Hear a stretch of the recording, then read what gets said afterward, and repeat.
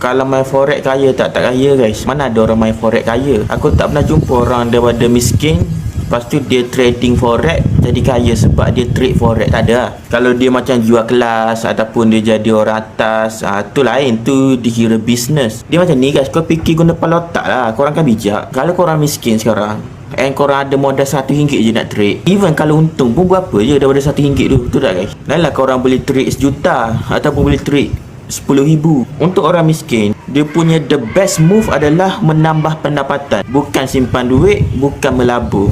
Sebab apa guys? Sebab pelaburan dia tidak akan mengkayakan orang miskin. Pelaburan dia tak akan bagi kesan kepada orang miskin. Orang miskin dia melabur jadi miskin juga. Tak ada dah sejarah orang melabur, orang miskin melabur jadi kaya. Kalau ada pun outliers 0.001% yang bertuah gila babi. Contohnya dia beli Bitcoin tahun 2010. Yang tu boleh jadi. Tapi secara generalnya tak ada. So the best move untuk orang miskin adalah dengan menambah pendapatan dahulu. Bila pendapatan dah cukup banyak and duit ada lebihan cukup banyak, barulah korang invest. Bodoh siap B40. Dah lah B40. Lepas tu belajar melabur.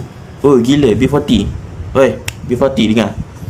Jangan belajar melabur bodoh. Korang kan B40, korang kan miskin. Belajar buat duit dulu. Oi B40 bodoh dengar sini. Belajar buat duit. Jangan masuk kelas pelaburan. Jangan masuk kelas pengurusan keuangan. Nak urus duit kena ada duit dulu. Kau duit pun tak ada, nak urus apa? Ibarat orang kepala botak belajar cara sikat rambut, gaya rambut, tak payah.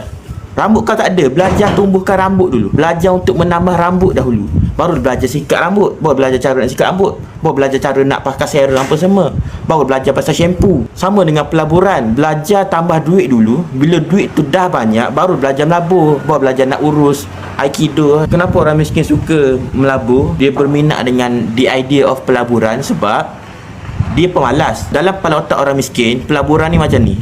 Letak duit, duit beranak. Lepas tu dapat duit banyak. Kepala otak macam tu. Instead of dia buat dua kerja, instead of dia buat grab food, instead of dia buat business yang mana penat, dia lebih suka idea yang mana letak duit, tak payah buat apa, goreng kaki, dapat duit. Untuk paid review ataupun apa-apa collaboration, korang PM je account ni di MBA Islam.